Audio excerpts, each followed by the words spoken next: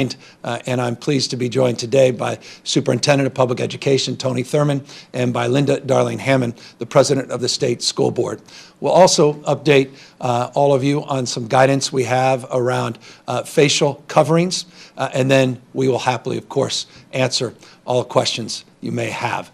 But let me begin with Dr. Galley and ask him to come up and share with you 2 slides that give you an overview of the way we are conducting our planning exercises and how we are applying our prioritization as it relates to accessing resources, and give you a sense of where we think we're going over the course of the next number of weeks, and then well into May, potentially June and July. Dr. Galley?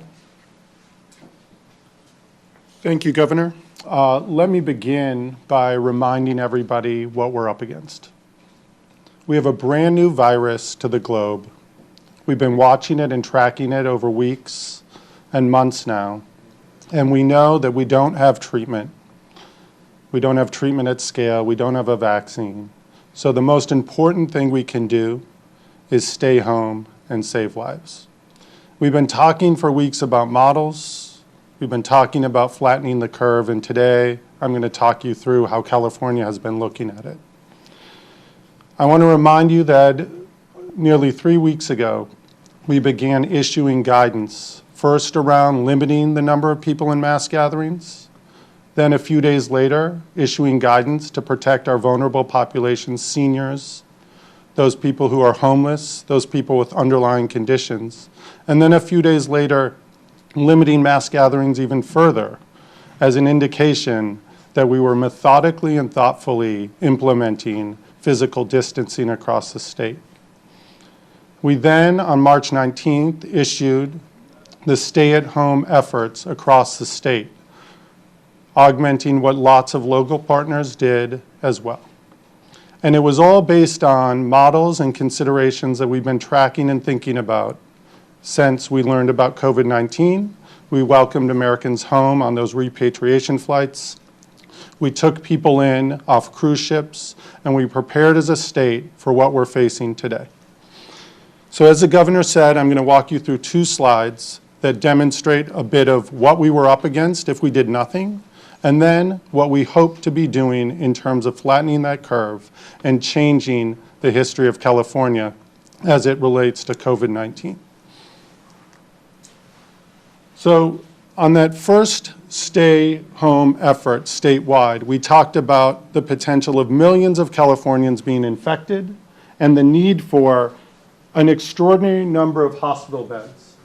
This black line here indicates our surge capacity. If you added that to our existing capacity in hospitals, we would just be above this 100,000 line. But if you see unmitigated, we would need over 700,000 hospital beds at peak. That's an extraordinary number that no perfect surge plan could ever deliver. So we began immediately talking about how do we flatten this curve.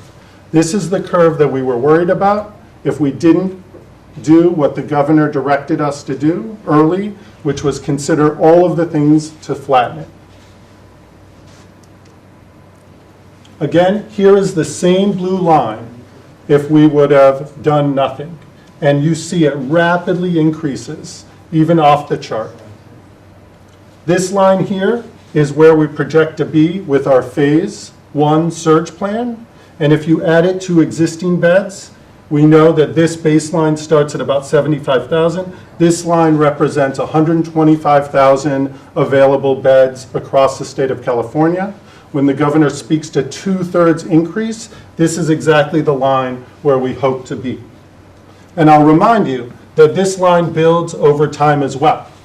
And we are working hard with our local hospital partners, our local counties, our local labor unions, to make sure that we not only have the spaces for these beds, but also that we have the staff and supplies to meet the need. This purple line here looks at a model of what California experiences if we do implement, and implement well, this stay-at-home effort. We know that throughout California, counties are doing an amazing job. People, individuals are doing an incredible job. I feel like I am joined by 40 million partners in this fight against COVID, and we are grateful for everyone's effort. But I want to remind you that in order to keep this line and stay to it, we need to deliver on these efforts on physical distancing. And that means holding each other accountable, working within our communities to do all that we can do to stay home and save lives. I want to point out that even in this scenario, which is not the best case scenario, this is if we do what we are doing today, we do cross this line. Our effort is to move it as far to the right as possible so that we can ensure that we have the capacity in our healthcare delivery system, not just in hospital beds, but in ICU beds and ventilators. And the governor is absolutely right. We will need more and all of these things that we can accumulate. And that's why the efforts across the state, our efforts to procure as much as we can in terms of those supplies and ventilators is very key to our ability to not just move this to the right with our own personal efforts, but potentially lift this line as well. These points on the graph demonstrate what we're experiencing today. These should not give people immediate hope. It tells us that we are doing, in 5 or 6 days of data points with our hospital data, that we are doing about what we had hoped and expected. But because these models are highly variable, they change every single day, and there are a number of different models out there. Many of you are seeing them in other settings. We need to keep an eye on these very closely to make sure that we continue to track to the model. These are the actuals, this is the model. We are always at risk of having actuals exceed the model, and we could cross this surge line sooner. And we need to do everything in our power to ensure that we keep this line as flat as we can and continue to support our communities in that effort. We will continue to be able to highlight where we are on this model and share that with you, give us feedback as a state on how we're doing in implementing those stay-at-home efforts, and it will help you understand when we bring out new considerations around on different elements of our stay-at-home effort in order to make sure that we bring this line down as flat as we can and that our actuals track to that effort. With that, I'll turn it back to you, Governor. Thank you, Doctor. So just reinforces the focus of our efforts. Again, the prioritization of our day-in-day discussion interaction is the issue of hospitalizations and ICU beds. Roughly, hospitalizations to ICUs are running about 41, almost 42%. If you extrapolate that out based on the graph that was just provided in the model, we'll exceed that phase 1 surge capacity of 50,000 somewhere in the middle part of May. And if you get up to about 66,000, that's based upon our current modeling, we're looking at about 27,000 ICU beds that we'll need to procure in this state. The good news is we have time, and that's why it's incumbent of all of us to utilize this time thoughtfully and judiciously. And what I mean by that, continue to practice safe physical distancing. Stay home, connect with others, make sure we're doing the neighbor-to-neighbor program, which we discussed yesterday, making sure we're checking in on our seniors, but no greater impact on changing that curve, buying us more time to prepare for this surge and for that peak than physical distancing. And so that's the frame of reference that we are providing today. Just a note, we are over 8,155 individuals, 8,155 COVID positive cases, but the subset, again, is 1,855 hospitalized in the 774 that are in ICU that drive our planning focus disproportionately. With this new modeling, with the dynamic nature of the models that we've been using for now many, many weeks, it seems, I think, self-evident that we should not prepare to bring our children back into the school setting. And that's why I was very pleased yesterday. We've been working collaboratively with the Superintendent of Public Education, Tony Thurmond, and Linda Darling-Hammond.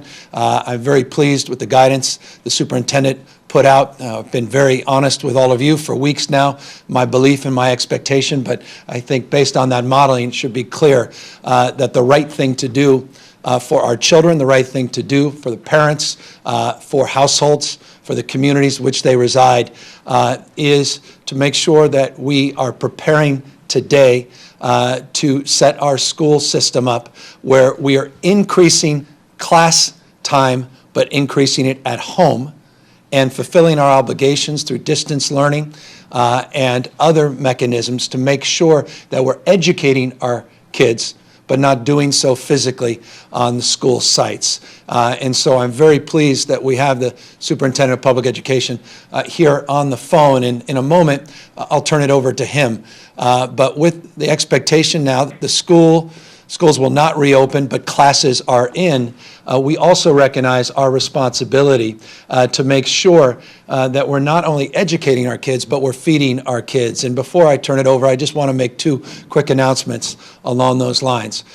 We were very pleased to get a waiver from the federal government that will allow us to substantially increase access to food distribution throughout our public education system in the state. We've made great progress, but it's been inhibited by the lack of access to this waiver. We finally got that waiver, and that will allow us to more substantially provide points of access for grab-and-go meals and other meals throughout our system. Number two, I was very pleased today with the great work of Tony Thurman, Ben Cheetah in my office, and others. We were able to advance a management labor agreement. This was a stubborn issue that manifested itself very differently in the 1,000-plus school districts throughout the state of California. Remember, this is the largest school system in the United States of America. We worked with management of all stripes and labor of all stripes to get a comprehensive agreement on protocols and procedures and processes to work through any differences that we may have in preparation and expectation to meet this moment and do the kind of work that's necessary to advance our distance learning and to make sure that people are appropriately getting the resources and access to critical curricula related to homeschooling. In order to do that, we needed some private sector support. So today I'm also pleased to announce Google stepped up. Google stepped up in a big way. Google announced today, or we're announcing today, with Google, a partnership where they are providing 100,000 points of access to improve Wi-Fi and broadband capacity. Not only access to the internet, but quality access to the internet. They're providing minimum 3 months free access to high quality access to broadband throughout the state of California. Those 100,000 points will help us substantially address the digital divide issues, the rural issues, the equity issues that are at play, even in the best of times, but substantively are highlighted in these more difficult times. In addition to that, Google has announced thousands of Chromebooks that they'll also be making available for those that may say, well, that's wonderful, I have access to the internet now, but I don't have anything to connect it to. And so they will be providing those Chromebooks in addition to providing minimum 3 months unlimited capacity at 100,000+ sites throughout the state of California. We need more Googles. We still have a little bit more coverage that we're going to need in some of the more remote parts of the state, but this was a substantial enhancement that came just at the right time with the labor management agreement, with the federal waiver, and with now the expectation that schools will close. I just want to end by making one personal point, and that is, as a parent of 4, the oldest being 10, this has been a very stressful time. And so for all the parents out there, millions of you, that now may be very anxious about the expectation your school is not going to reopen. You may have thought that was the case, but you were waiting to hear clarity, which I hope we're providing now today. Let me just express deep respect and empathy, and particularly for mothers. And let me just say this openly. I try to do my part as a parent, but my wife does an heroic amount of work, and the pressure that we have placed now, additional pressure on caregivers and parents, particularly women and moms, is extraordinary. Moms are already carrying a disproportionate amount of weight in terms of managing the household. Moms are also working, and many of them are teachers themselves that are having to provide distance learning having to cope with all the stress and anxiety, looking out for all of their kids they love dearly, and making sure they're taking care of their own kids and their child care needs and the like. And again, there's a gender reality connected to this, and I just want to go deeply to express an appreciation to all of the moms, all of those teachers, all those caregivers. I know how stressful this is. Trust me, I know. And I know what we're asking of you over the course of the next few months. And I know you are looking forward to those graduations.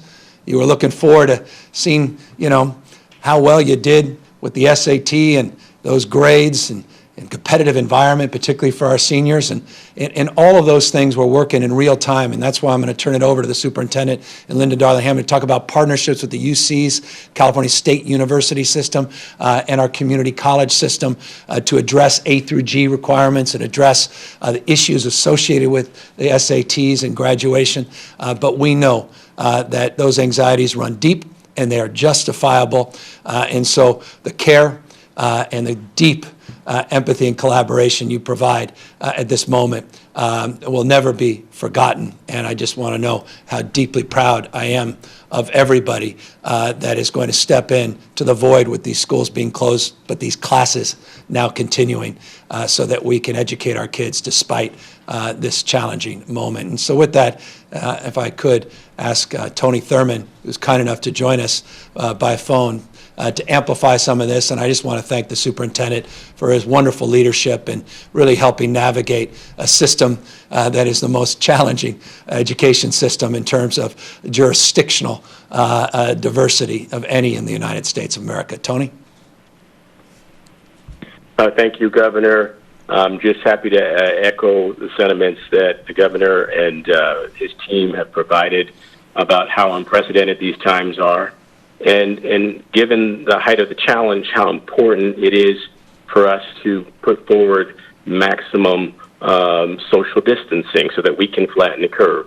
And for those reasons, it is so important that our schools continue to do what they are doing, that our schools are using distance learning. What I mean by distance learning is simply that the teacher and the student are in different places so that our students can continue to get education, but done in a way that is safe.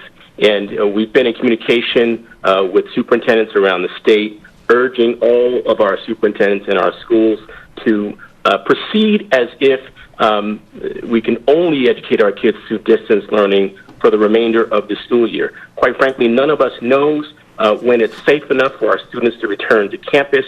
We have to do the work that we heard Secretary Ghali talk about today to promote social distancing and flatten the curve. But out of an abundance of caution, we believe it is most important that all of our schools maximize their efforts around distance learning to help all of our students. We know that this is difficult. We know that this is a challenge. But as it relates to the education of our kids, we have to rise to that challenge. And so while right now our campuses are closed to our kids, school is not out for the year. In fact, we are asking everyone to accelerate their efforts to make sure that our students get a great education. As the governor indicated, we're working with a number of philanthropic leaders to make sure that we can provide devices and access to Wi-Fi for many of our students who don't have them.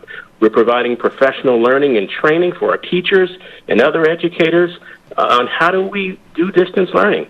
Tomorrow there'll be at 3 p.m. There will be, for anyone who's interested, there will be a webinar with a number of experts and teachers who are also experts on how we can deliver special education through distance learning.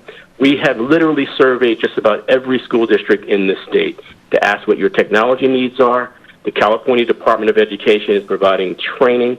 We're working collaboratively with our higher education institutions, many of whom have already announced that they will accept work in a pass, not pass format so that our seniors will not be, it won't be held against them that they're not able to take the SAT, that the SAT will no longer be used as criteria for admissions, as was just announced today by the UC. We're working with our higher education community to make sure that while we can't provide a graduation ceremony for our students, we can ensure that they graduate and that they move forward on post-secondary educational opportunities. And so I want to thank the governor and his team. I want to thank the governor for his leadership. I want to encourage everyone to continue social distancing. The California Department of Education will continue to provide support to any district that needs it as it relates to distance learning. This is a tough challenge, but as it relates to educating our kids, it's a challenge that we must meet. We can do more together. We're stronger together, and together we will support the educational needs of our 6 million students. And if there are questions, we're happy to hear them at CDE at covid19.cde.ca.gov, and we'll stay in this conversation. Thank you, Governor. Thank you. I appreciate you joining us by phone. I'm also very grateful that we have the President of the State Board of Education, Linda Darling-Hammond, who's on the phone. And Linda, I just want to ask you, and maybe you can give us a broad overview, the work you're doing to reinforce what the superintendent just said, that schools are closed, but classes are in. That just because the campus is closed doesn't mean we cannot accelerate learning in the state of California. Perhaps you can amplify a little bit more on the distance learning efforts, maybe a little bit more as well as about childcare needs within the system, and a little bit on food distribution. Sure. Well, we've been working collaboratively with the governor's office and the department to help districts launch distance learning. Just about every district now is launching a distance learning plan if they had not done so earlier in March. Many were on break at that time and expecting to return, and when it became clear that that wasn't going to happen, districts have been assertively getting out there, purchasing and getting contributions of tens of thousands of hotspots and devices to do digital learning wherever possible. When we went into school closure, about 20% of California students lack digital connectivity at home. We're probably cutting that by more than half at this point, and we'll continue to try to close the gap.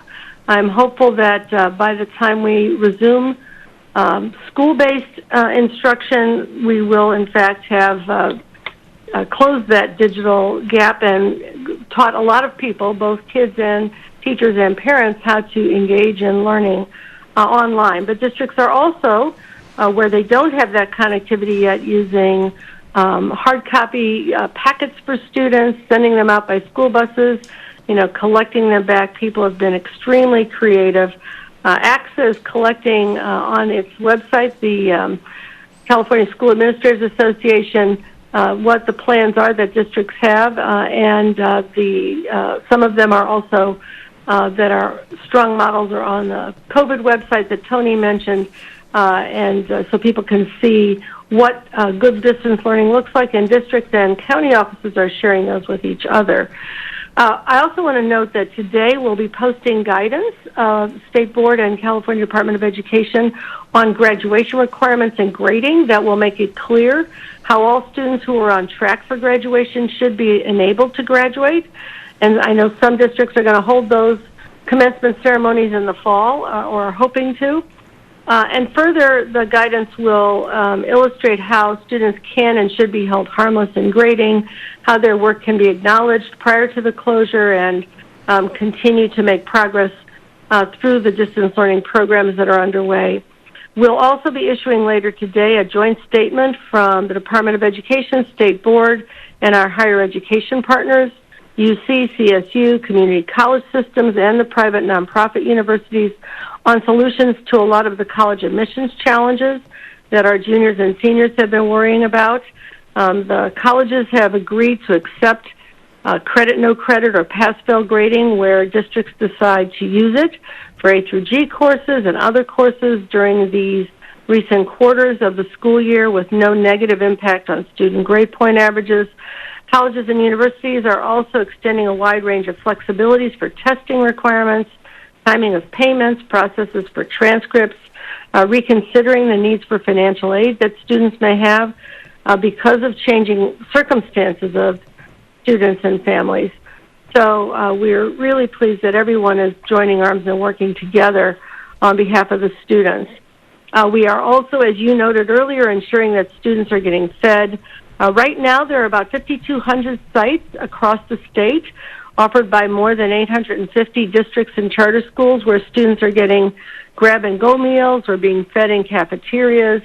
Many districts have expanded their provision of meals so that all students under the age of 18 are getting served, or all of those in schools that are Title I schools with more than half of students living in poverty. So we're getting as many people fed as possible, and as you noted, the federal government has approved our request for waivers to make this process of food access even more extensive. We do have a number of districts that are setting up child care centers. I know in Los Angeles closed physical buildings, they opened 40 child care centers for the children of first responders and other essential workers. San Francisco's done the same. This is a strong need throughout the state, and I would say that it's the place where we need to put our oar down for, additional intensive work. But districts are also organizing where they can and reaching out to other community partners, Boys and Girls Clubs, YMCA, WCAs, and others to be partners in the child care process. And we have had some flexibilities in the rules to make it possible for more people to engage in that support for our workers and particularly our first responders and other essential workers. Thank you, Linda. And I should just note on the child care piece, you've been working overtime with our team and the superintendent to put out new guidelines, a little bit more prescriptive and more regionalized guidelines on the child care space. I will be signing an executive order in the next day or so that lays out those specific guidelines and strategies based upon the feedback you're providing us and the feedback you're getting from folks all across the state of California. Thank you, both of you, for joining us today, and thank you both for your leadership, and thank you for meeting this moment. And again, my deep respect and admiration to all the mothers out there and all the parents that I know are going to have to do just a little bit more than even they've had to do. And again, as someone that's trying to homeschool their children, trust me, I know how difficult it is. And so thank you for doing that and everything else you are doing. In the spirit of doing more and doing better, let me just update you on a few things that I'm very proud of. And that is we now have over 34,000 people that have signed up on our healthcore.ca.gov website. This was the core we announced just 2 days ago. We had 25,000 applications yesterday, now over 34,000 applications. We're, again, reviewing them. Not every single individual will be ready to go. We're looking at geography. We're looking at specialty. We're looking to make sure the licensing can be dealt with and appropriated according to the very detailed specificity that we've advanced as it relates to protocols for making sure that people are appropriately covered with insurance and making sure that we have the professionalism that all of you expect. But again, 34,000 strong in just 48 hours just is another example of people meeting the moment. And when I said we need more Googles, Linda Darling-Hammond made a point. We did a survey, a vulnerability map of the entire state of California to provide confidently 100% coverage where that digital divide is eliminated, at least from broadband access. It's 162,013 hotspots that we would need. Google's already providing 100,000. We'll see how far that can go, and it was based, that 162,000 number, on a survey. So we think we're actually closer than even that survey may suggest. But those that want to participate, those who want to join this call to meet this moment and address further the issues of equity, please contact us, and we will make sure you're highlighted, and we'll make sure that your good work is distributed throughout the state of California in terms of just the hardware, not just the software, to help accelerate the work that Linda and Tony Thurmond are doing. I want to just briefly, before we close and open up to questions, ask Dr. Angel to come up to talk a little bit about what we put out yesterday, which were some, broad strokes guidelines on face coverings. A lot of discussion around face coverings, what they are, what they're not. Let me just begin by making this point. They are not a substitute for physical distancing. They are not a substitute for a stay-at-home order. They are not a call to get folks to find N95 masks or surgical masks and pull them away or compete against our first responders, our frontline employees within our hospital system or broadly within our care delivery system, be it assisted living, skilled nursing facilities, police, fire, and the like. So face coverings, broadly defined, can be additive, but not a substitute to the social distancing, the physical distancing that is required of the moment to make that model mute and to make sure that we continue to bend that curve. And so with that, let me just ask Dr. Angel to come up briefly and let folks know a little bit more about the guidelines we're putting out on the issues of facial coverings. Thank you, Governor. Just to reiterate as well, from an evidence perspective, our best defense against this virus is the types of interventions that we currently are putting in place and we must continue to reinforce. That is washing hands, physical distance, and staying at home as often and for as much time as possible. That prevents exposure to other individuals who could pass the infection to you. And secondly, our care delivery system must be protected because when people get sick, if we don't defend our care delivery system, it won't be there to save lives. So when we talk about face coverings, we think about that within that context. So there is some evidence that using face coverings may reduce asymptomatic infections, and also it might signal to others that you need to keep a little bit of distance. It does also work through, quite simply, decreasing the amount of infectious particles that go into the air when we cough, or we sneeze, or we talk, particularly when we speak closely to other people. But again, it doesn't replace the need for physical distancing. So when we speak about the potential downfalls, which we also must acknowledge, they can be that if people have these masks on, they feel somewhat immune. They feel like they can get closer to other people. And when they do so, they decrease that great evidence-based intervention that we have, which is physical distancing. The other challenge is that when people use these face masks, if they're not comfortable and they're not washing their hands, but they're touching the mask, the particles that they might get on their hands get onto their face, get into their eyes, and can infect them. So in short, there may be some benefit from using these, but only when they're used well. There are some counties that are introducing policies and recommendations around, or some counties introducing these recommendations, and they're being done so thoughtfully. And some of you who are listening and can use these face masks comfortably by still maintaining distance and by washing your hands and not touching your face may also get benefit from them. But in the end, the thing that we want to reinforce is that the most important thing is physical distancing. And when that's done with some additional face coverings, you may indeed get some additional protection. We don't want people to have a false sense of security with these face coverings. That's the most important thing. So if you use them, make sure you maintain that physical distance. Thank you, Dr. Angel. And so those guidelines are forthcoming. Check your inbox. We'll be putting them out today. So that's broad strokes where we are, some modeling that we are socializing more publicly. We have hospitalization numbers by county in the state that also we're putting out today. New guidelines on child care coming out in the next day or so. We'll continue to do more and better in terms of our efforts to match the appropriate level of personal protective gear that is required at this moment. We are, again, working all around the world to procure as much PPE as possible. I should just note that we have distributed now 35.4 million N95 masks in the state of California. 35.4 million have been distributed. Those numbers go up on a daily basis. As soon as we get new N95 masks in, we get them out. Again, I use N95s as a proxy for all of the other protective gear that is required, the coveralls, the gowns, the glove sets, and the shields and the surgical masks and the like. We have, in addition to that, I referenced this a few days ago, we have received our first 2.5 tranches of distributed supply from the federal government, the Strategic National Stockpile.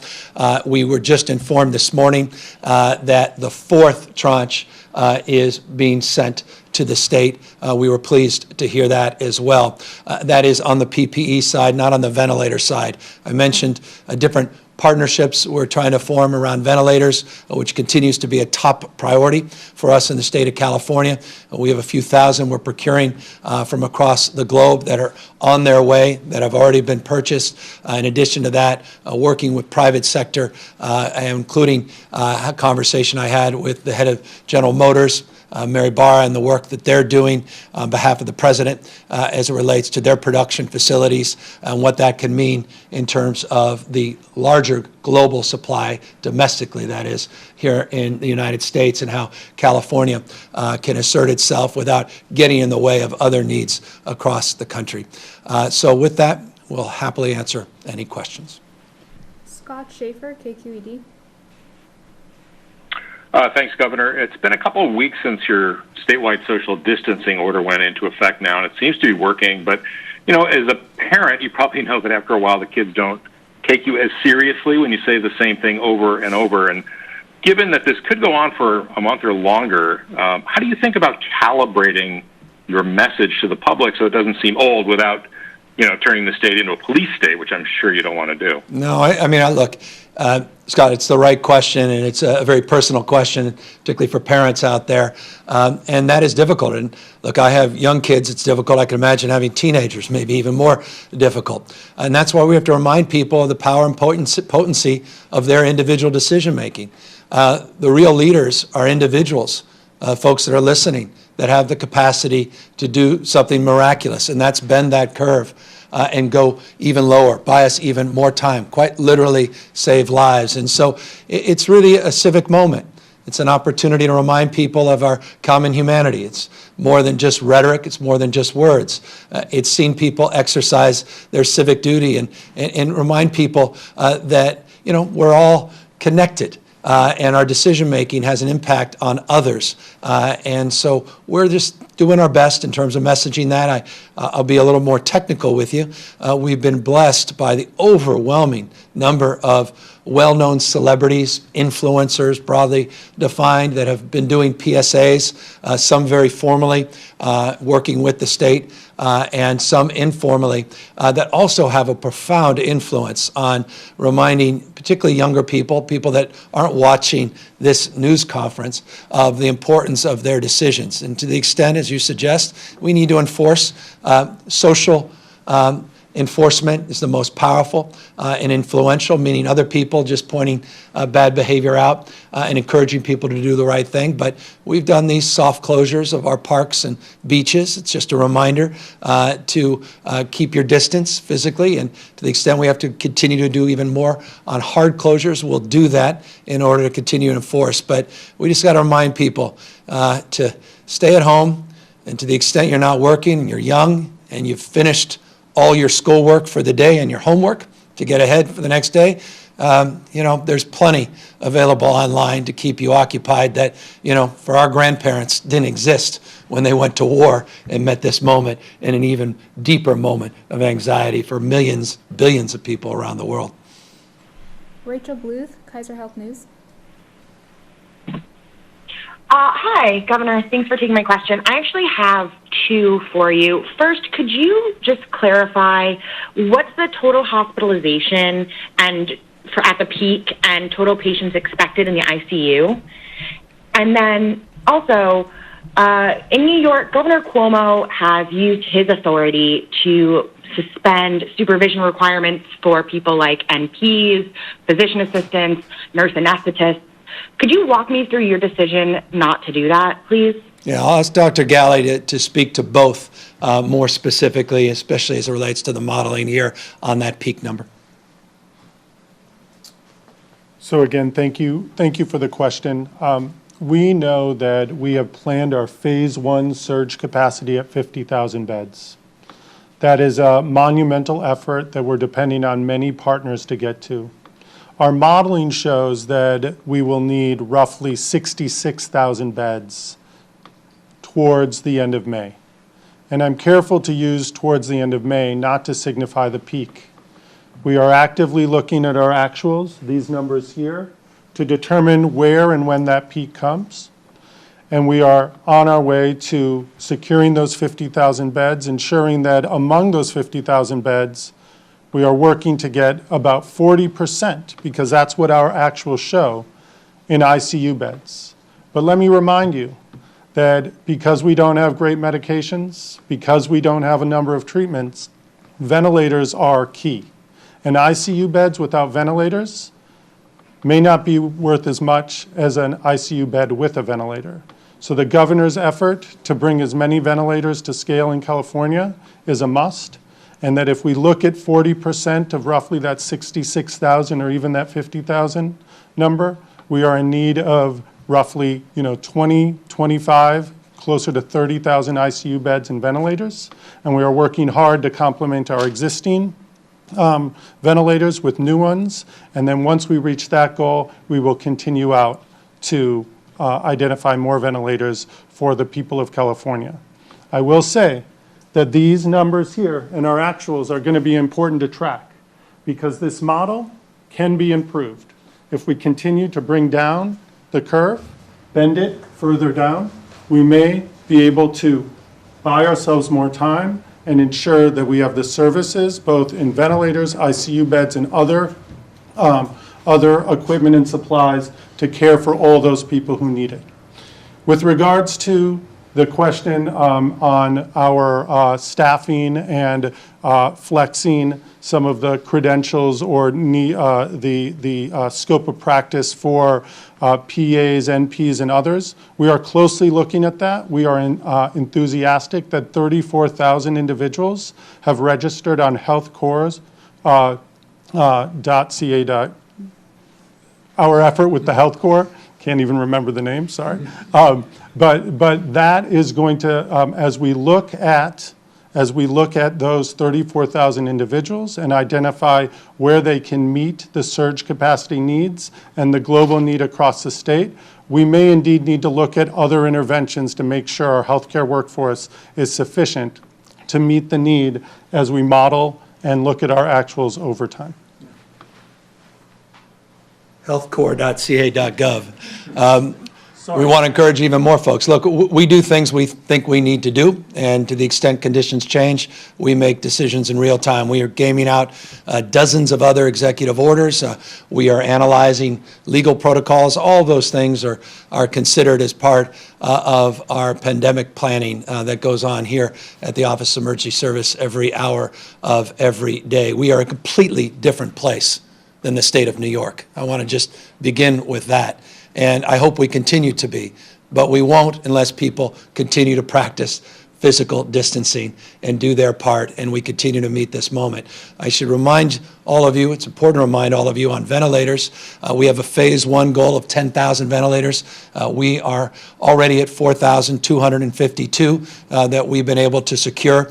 We believe there's thousands more that we'll be able to announce very shortly. We're also looking at bridge ventilators. Those are the ones I was referring to at Virgin Orbit, which we are getting a prototype delivered very soon here to begin testing. We're also looking at CPAC machines and all kinds of other novel strategies. We mentioned when we were down at Bloom Energy just a few days ago in partnership with Stanford University, looking at the utilization capacity of existing ventilators and seeing if we can reduce the number of ventilators even being used on one patient. Oftentimes, you'll have two ventilators per one patient, depending on different lung capacity or the capacity, though this is a more challenging thing, to get multiple patients on one ventilator. It gives you a sense, I hope, that we're not just looking to procure what's already on the line, 700 component parts, traditional ventilator. We're trying to be very creative so that we can meet this moment and get in that second phase, which is that 66,000 number, of which would require roughly 27,000 ICU beds based upon the current modeling of 42% of all hospitalizations requiring ICU. Alexei Kosef, SF Chronicle. Hi, Governor. Building on that point about trying to get more ventilators and other supplies, is there any sort of state authority that you have or have looked into about trying to require manufacturers to make equipment the way the federal government can, with the Defense Production Act? And separately, why has your administration stopped publicly reporting how many healthcare workers are infected with coronavirus as a separate data point from the total cases? Happy to provide that information, and so we'll make sure that you get that information. As it relates to doing a domestic version of the Defense Production Act, the answer is yes, we have capacity to do things creatively, and to the extent necessary, we'll advance them. But right now, we're having incredibly strong collaborative spirit with companies, California-based companies, Virgin Orbit being a very specific example in Long Beach, Bloom Energy, a specific example in Sunnyvale, of people that are contributing specifically to the issue of ventilators in real time. Jeff Taylor, Bloomberg News. Hi, Governor. Thanks a lot for taking our questions this afternoon. So many aspects of policy have taken place, changes of policy have taken place that I think a lot of people find surprising. The generous unemployment benefits, including for rideshare drivers and others laid off by the crisis, the ban on corporate stock buybacks from companies who borrow money from the government. I'm wondering if you see the potential, as some others in the party do, for a new progressive era, if you want to call it that, in national politics and policy, and whether there's the opportunity for additionally progressive steps, such as the ones that I listed on the national and state level going forward, because of this crisis. We've had some very deep policy conversations in this space now for weeks. Let us remind, despite the fact that California was running historic economic output in terms of our GDP growth, in terms of our net, from job creation to low unemployment to record reserves, surpluses, the wealth distribution, the income inequality was not something that was substantially improving, and that's the case across the rest of the world. As IT and globalization detonate at the same time, you're seeing that concentration in fewer and fewer hands, the middle class feeling squeezed. Increasingly, the trend lines were suggesting what is self-evident become a headline, and that is we were going from a three-class society to a two-class society. So something was fundamentally flawed in that global context, manifested quite acutely here in the state of California, the richest and the poorest state, with a number of the most impoverished metros in the country. And we've long been struggling to address those issues. So I see this quite substantively through that lens, that equity lens, looking at those folks that never fully recovered. And you look at medium wages for folks coming out of 08, 09 and the Great Recession that haven't fully recovered, even today that are struggling. And so what is going to happen to those folks in this current crisis? And what's the opportunity, to your question, for reimagining a more progressive era as it relates to capitalism? And I'm a capitalist. I'm a small business owner. I'm a job creator. Well, my customers are the job creators. I'm a beneficiary of their support, and that helps build that demand that allows me to hire more people. And so as a former business owner, now governor, I have had that experience, and I have that appreciation of the importance of consumer confidence, consumer spending, and a vibrant middle class. And so yes, forgive me for being long-winded, but absolutely we see this as an opportunity to reshape the way we do business and how we govern. And that shouldn't put shivers up the spines of, one party or the other. I think it's an opportunity anew for both parties to come together and meet this moment and really start to think more systemically, not situationally, not just about getting out of this moment, but more sustainably and systemically, to consider where we can go together this historic moment if we meet it at a national level and a state and subnational level. So answer is yes. Final question, Kathleen Renane, AP. Hi, Governor. I actually have two questions for you. So the first one is on face masks. So Riverside County has put out recommendations that everyone should wear them. It sounds like that's not a recommendation that the state is ready to make. So wondering if you could just be a little bit more explicit on why. And then the second question is on ventilators. You've said that we need 10,000 more ventilators, but Secretary Galley has said that at the peak we could have 30,000 ICU rooms that need ventilators. So I'm just trying to understand the difference in those numbers. If we may need 30,000 rooms with ventilators, but we're only trying to get 10,000, where do those other 20,000 come from? Yeah, and it's the same question you can ask on the 66,000 beds versus the 50,000. And the answer to both the question I posed rhetorically and the question you've asked specifically is phase 1 versus phase 2. So in our phase 1 planning, I'm looking to secure those 50,000 beds, again, 30,000 coming from within the hospital system, 20,000 beds that we're procuring, by the way, including Sleep Train Arena today, which will provide capacity for 363 beds. So every day we're stacking more of those beds, more of those supports, and going out, as I said, already finding over 4,252 ventilators as part of phase 1 goal of 10,000. So that's the buckets to which we see things. We're going to be as creative as possible, and I hope you heard the reference to how we're looking to bridge ventilators and how we're looking to other creative capacity by using other breathing machines and other ventilation capacity to see if we do get to peak, that the needs of the vast majority are met. We, again, are just trying to do our best, and we're leaning in. There is simply not a purveyor of ventilators in the world that probably hasn't already received a call directly from me or the team. We are searching high and low all across the globe. I mentioned the capacity of purchasing the state has, the 101 million N95 masks that we have requested or actually gone through a purchase order for. It gives you a sense of the scope and scale of what we're looking to do from a global perspective. So we'll keep at it. Again, the whole point is to buy more time.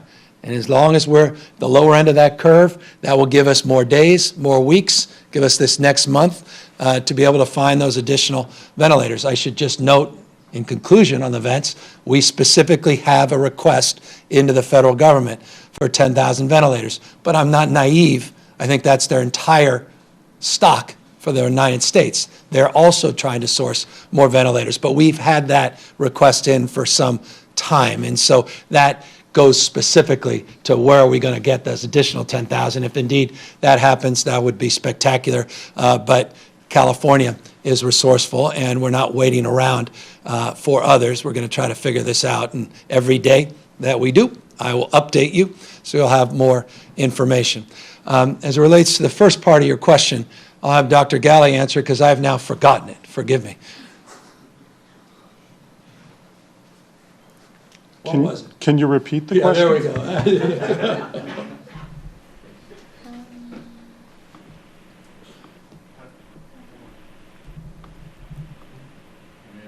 We may have lost. Well, we'll answer it next time. There we go. Yeah. Forgive me. I got focused on the ventilators. Let me thank everybody for their time and attention. And Kelly will happily answer that question. We can do that offline right after. And all of you will continue to provide more information, more real-time information, continue to update our model. I hope everybody realizes and respects the dynamic nature of all the modeling, all the data. It changes by the hour, by the day, including the number of deaths in the state of California. We marked this morning of 171 deaths in this state. We already have reports of others just in the last number of hours. So with all that in mind, let me just thank everybody again for their incredible contribution in terms of their personal capacity to meet this moment through appropriate physical distancing.